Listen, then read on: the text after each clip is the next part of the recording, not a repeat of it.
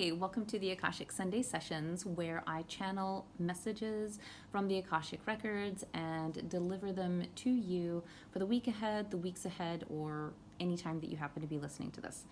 This is for starting the week of December 14th, or again, any time that you happen to be listening to this. Time doesn't really exist for the records, and so this could be any time. If you are listening to this, it's a message for you. Today, it's just going to be different today because I have tried so many times to re-say what I heard in the messages and what was recorded, and I can't get it. So I decided I'm going to keep the video going, and I'm going to play the audio because apparently I don't know how to clip them all together and do this. So I'm just going to play it while the video is going. It's just a couple of minutes long. The audio is going to be softer, so you may have to turn up the volume. Yeah, I'm just going to go with it because I can't convey it or communicate it in the same way that I channeled it. So I think the best thing to do is just to directly share it to you as I was channeling it. So I sound a little different.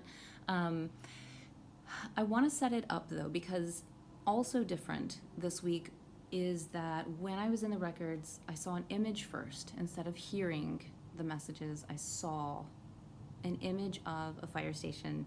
Not so much the fire station, but the fire pole. And that people were on the first floor and jumping onto the pole and whee, dropping down to the first floor. And it had that energy of whee, dropping down. And that's what I saw, and then the messages started coming through for that. I will play that in just a second, and then I'll stop the recording from the channeling, and I'll talk about the card that was drawn for it. So without further ado, let's play directly from this morning channeling in the records.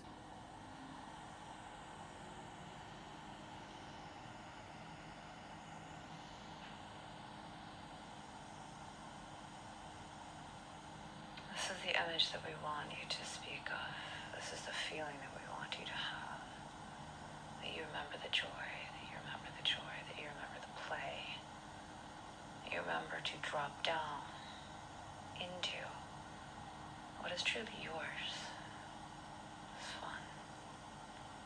Your birthright is joy. Your birthright is joy, and somehow you've forgotten and thought and believe somewhere deep within your core, you believe and think that it's true, and it's not. Believe in suffering. And you can find this in your beliefs, such as, oh, things are going too good, something is bound to happen. Oh, I'm just waiting for the other shoe to drop.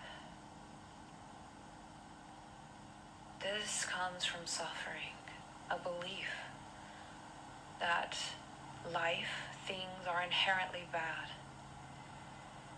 Somewhere early in your path you were taught this, and you received it and took it within and hold it as truth, and it is not your truth. It's not your birthright.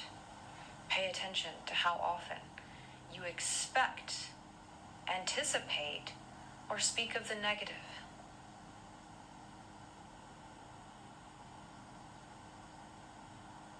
This isn't you, but your programming. I want you to drop into, to jump, hang on, swirl and swivel down into what is truly yours, the floor, the foundation.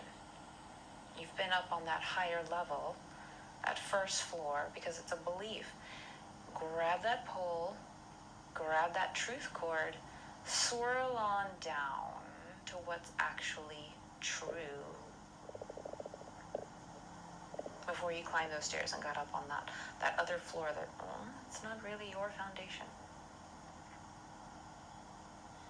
It's not really yours. And it's not actually true. It's so old, entrenched in the programming, your core programming, perhaps your karmic and ancestral programming, that you think that it's true. And perhaps you don't even know who you would be or how you could exist without such beliefs.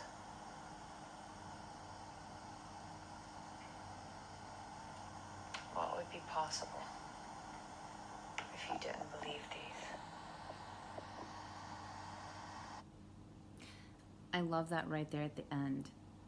What would be possible if you didn't believe these things? If you didn't believe that deep in your core that things had to be hard, and that joy and love and abundance are your birthright.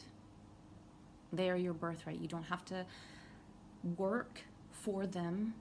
You don't have to beg for them. You don't have to do anything to deserve them. They're your birthright. And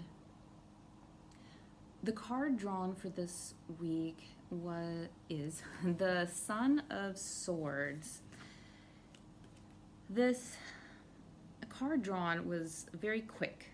My hand went straight to it in the deck. The Mother Peace Tarot went straight to it, just right there. Didn't even shuffle, didn't play around with the cards at all. Just dunk, this one. And this card speaks to the suffering that comes from those beliefs that we hold so deep that we don't even realize that we have them as beliefs. To our core, that it's just part of the operating system, and it doesn't need to be. It's not supposed to be there. As the recording was saying, things that have been perhaps in your earliest memories of self, or your ancestral lineage, or past lives, like, it can be so old that you've forgotten what it even is to live in a world where, hey, joy and love and abundance are my birthright. They're my birthright. So we have now this construct, this belief, and so the records were saying that that's what that first floor was. It's not your foundation. It's not your truth. There's something that's been constructed. And once you kind of jump and grab onto the truth cord and jump down to like truly what is yours, then that's when you start to feel better and different. I want to read a bit about the Son of Swords, because again, for whatever reason, I'm not articulating well today and processing it in a way that speaks clearly. So I'm just going to take what's already been written so beautifully and wonderfully and wisely from Vicki Noble of the Mother Peace Tarot about the Son of Swords. That basically, I'll give you a look at this image again so you can see what's being referred to. This doesn't look like a very good, happy, or positive image, and that's because this is what happens when we have these beliefs about the world, that the world is suffering, or that it is hard, or that it's supposed to be hard, or we have to struggle. Let's see. That the Son of Swords essentially means watch out, this mind may hurt another. So I see all of this as mind. This is what the mind does. This is not truth. This is not your soul. This is mind and constructs of the mind and ego. Watch out, this mind may hurt another. So you can see the hurt, the devastation, the animal, and the flowers just strewn about on the ground.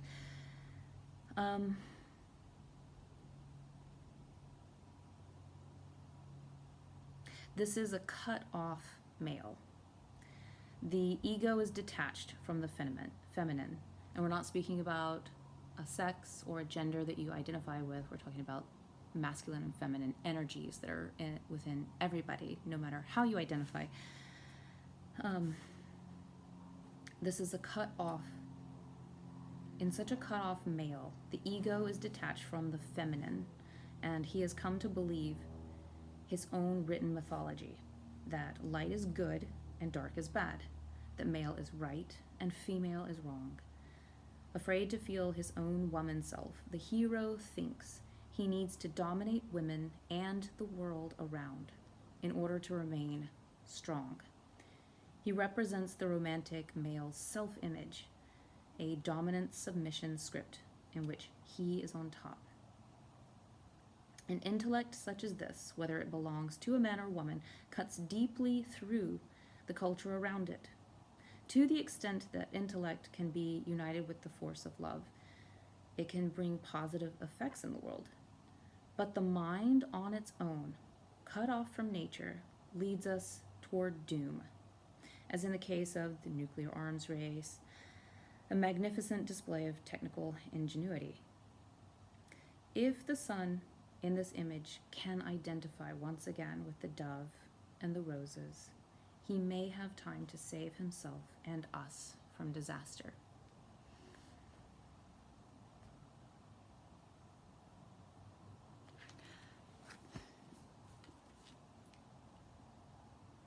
The challenge for this week is to pay attention to how often you think things are supposed to go wrong or will go wrong, or that things can't be too good for you. Sometimes it's not thinking about the wrong, it's thinking it can't be too good or too easy. And know that that is not yours, it's not true, it's something that you've taken on, and bring into your mind that image of going onto the fireman's pole, spiraling down, and landing into your foundation of what is true. So out of the mind, down into the belly and into the roots of what is actually true. Your birthright is joy, love, and abundance. Thank you so much for listening and for taking this in and for being a light in this world.